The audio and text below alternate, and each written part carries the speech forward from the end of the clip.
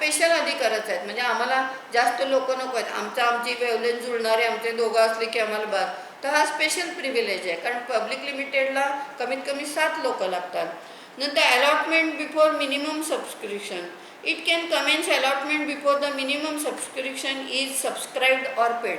आता private limited कंपनीकडे काय असतं, त्यांना पब्लिककडनं शेअर विकून कॅपिटल गोळा करायचंच नाही. त्यांचं ऑलरेडी कॅपिटल असतंच. त्यामुळे मिनिमम येईपर्यंत आम्हाला धंदा सुरू करायसाठी थांबावं लागत नाही, आमचं ऑलरेडी आहेच.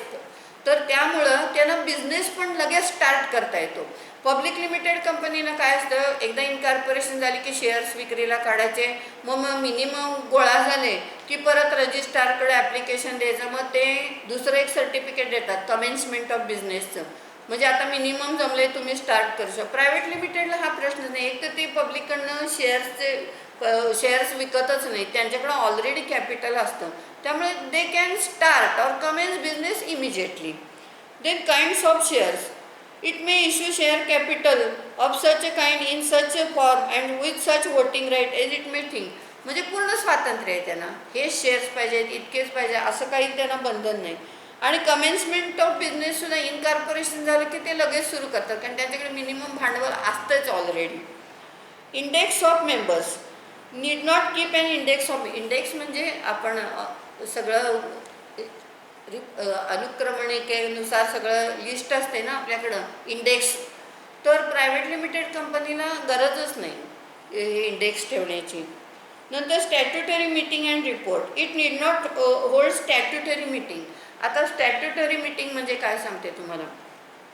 जेव्हा पब्लिक लिमिटेड कंपनी इनकॉर्पोरेट होते, ती इनकॉर्पोरेट झाल्यावर आपले शेअर्स विक्रीला काढते मार्केटमध्ये. त्यानंतर जे मिनिमम आम्हाला मिळालं कॅपिटल म्हणजे शेअर्स विकून, तर पहिल्या 6 महिन्याच्यात आम्हाला काय करावं लागतं, ह्या शेअर होल्डर जे नवे आहेत त्यांची स्टॅट्युटरी मीटिंग म्हणजे ती कायद्याने बंधनकारक आहे.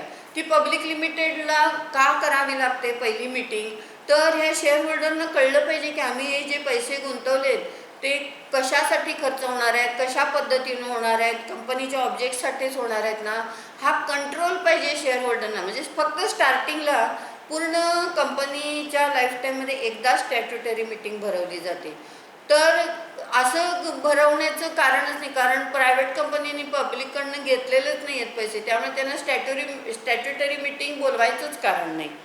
नंतर मॅनेजरियल रेम्युनरेशन. तर ते पण त्यांना काहीच रिस्ट्रिक्शन नाही आहे, कारण तुमच्या नेट प्रॉफिटमधून तुम्हाला किती खर्च करायचे ते तुम्ही करा. इथं पब्लिकचे पैसे गुंतलेले नाही आहेत.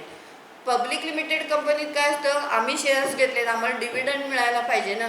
सगळेच जर तुम्ही रेम्युनरेशनवर खर्च केलेत किंवा पर्सेंटेज जास्त खर्च केलेत, तर म्हणून इथं प्रायव्हेट लिमिटेडला तेही रिस्ट्रिक्शन नाही.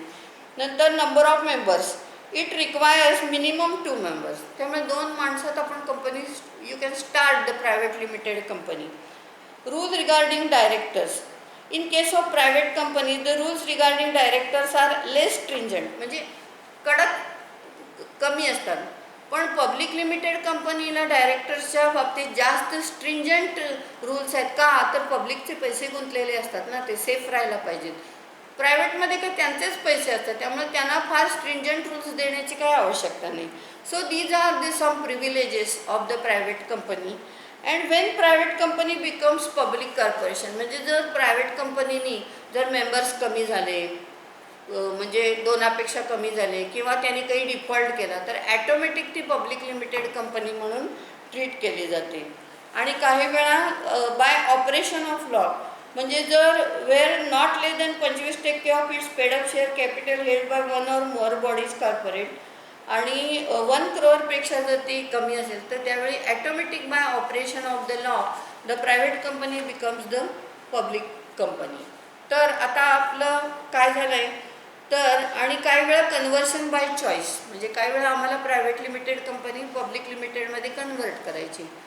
तर विथ धिस आपण जो मॉड्यूल 3 मधले जे पहिले 3 पॉईंट आहेत, म्हणजे what is mean by corporate law, what is meaning of the corporation, what is the law relating to companies, and what is the distinction between private and public limited company. तर एवढं आपण so today we have completed the very basic concept of the company law, and next lecture we will start our the next chapter from the module number 3. So good day.